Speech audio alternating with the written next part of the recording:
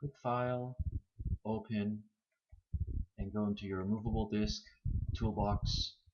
Open the Select by Color tool folder and open up the multicolor JPEG image. And you'll see here that this image is actually made up of a whole bunch of tiles. They're all made up of colored tiles. Some of the colors are very similar to each other, others are different. For example, there's several shades of green, there's several shades of blue. So we're going to use the Select by Color tool, and I want you to experiment. With a setting of maybe 15, watch what happens. Okay, when I click on this blue, for example, I've only picked that one area that is this blue. Other blue tiles have not been selected because their colors are too dark or too light and don't match this color. So I'm going to go select, click None and cancel the selection, and I'm going to switch the threshold to a higher setting, maybe 150. And this time, using the Select by Color tool, I'm going to click the blue again, and this time round it picked other colors that were similar to the blue. But this time around I even picked up a couple of browns that aren't even related to the color blue, and so I picked up too much. So again, I'm going to go select None. I'll choose a setting of maybe 100,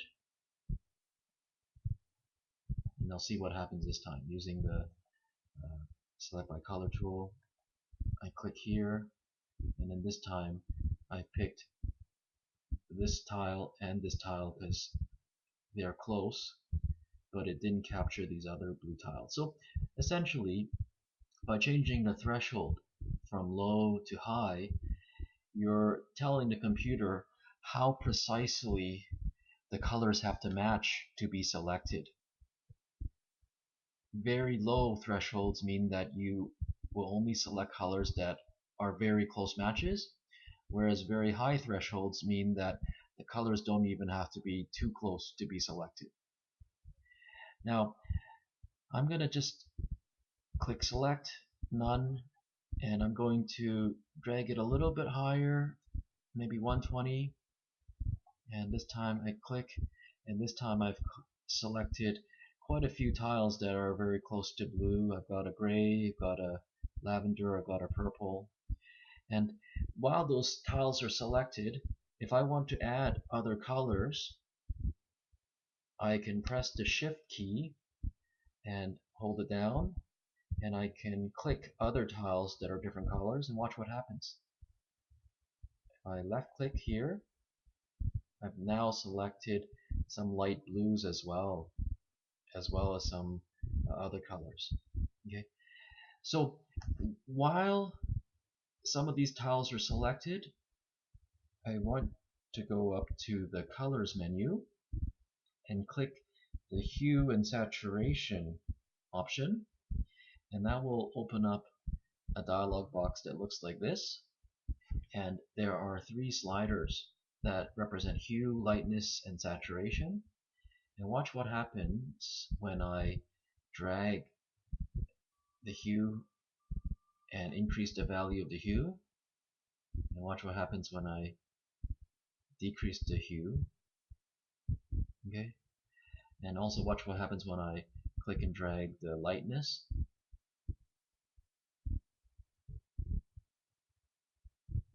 Okay, you can see that I can adjust how bright or dark the color is. And then I can click and drag the saturation. And these three settings will affect the colors that were selected when I had used the Select by Color tool. I'll click Cancel, go up to Select and None. And so if I want to just choose, just for example, reds on this image, I just click select by color, maybe change the threshold to a low value, 20, maybe 30, and I click in the red. Okay, I've only selected the red tiles, and again I go up to the colors, hue and saturation, and I can change the hue to yellow, and all the reds are gone now, and I've only got yellow. Or I can change them to green or blue, or if I go the other way, I can turn them to dark blue and light blue.